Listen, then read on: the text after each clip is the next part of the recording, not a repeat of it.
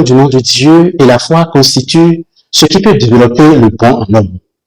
Dans le film américain « Dieu n'est pas mort », on nous fait comprendre que sans Dieu, il n'y a aucune raison d'être moral, car sans Dieu, tout est permis.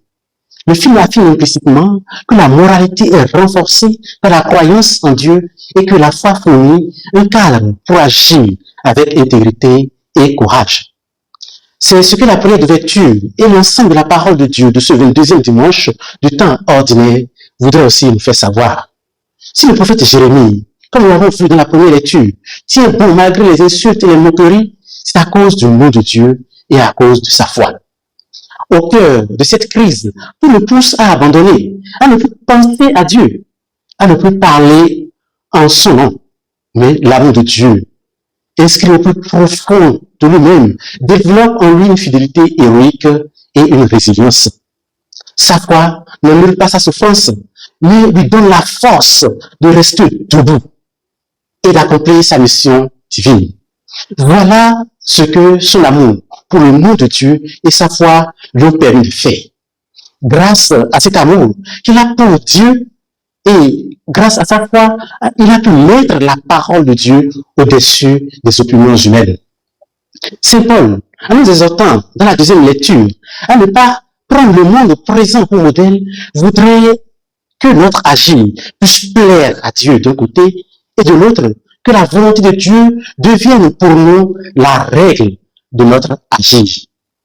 Ce que Saint Paul nous propose là nous fait voir que le bon en l'homme a pour source l'amour du nom de Dieu et la foi.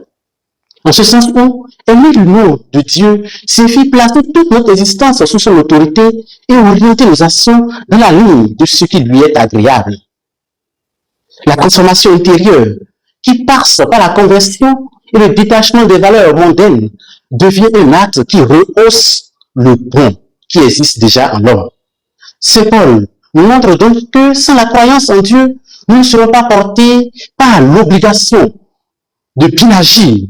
Nous ne serons pas aussi portés à examiner le choix pour renoncer à ce qui déplaît à Dieu et d'agir selon la volonté de Dieu. L'évangile de Matthieu vient à point nommé pour nous montrer comment l'absence en une fraction de seconde de l'amour de Dieu et de la foi peut révéler le mauvais en nous, peut fausser tout notre jugement du bien, tout notre jugement du bon. Pierre pensait bien faire. Par son intervention, il voulait conserver la vie de son maître. Quel mal y a-t-il en cela? C'était un acte bon. Mais Jésus lui fait comprendre que son jugement n'avait plus l'empreinte divine. Jésus, en qualifiant la pensée de Pierre, qui était a priori une bonne pensée, de pensée purement humaine, vient confirmer l'apport indispensable et le rôle de la lumière de la foi et de l'amour du nom de Dieu dans l'agir humain.